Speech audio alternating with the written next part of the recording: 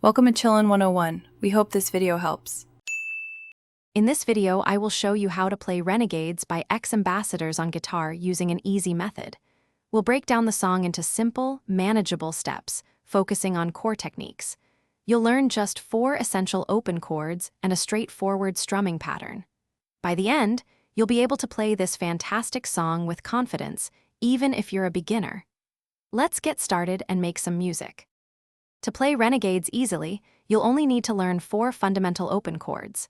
These are G major, C major, E minor, and D major. These chords are staples for many songs and are perfect for beginners. Focus on clear articulation for each note by pressing down firmly with your fingertips. Practice switching between these 4 chords slowly at first, ensuring each transition is clean and smooth before speeding up. Now let's tackle the strumming pattern for Renegades. A simple and effective pattern is down, down, up, up, down, up. This rhythm will give you the feel of the song without being overly complex. Remember to keep your strumming hand relaxed and your wrist loose. Focus on maintaining a steady tempo, counting out loud if it helps.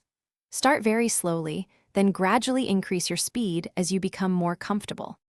You've learned the 4 core chords and a simple strumming pattern. Now it's time to put it all together.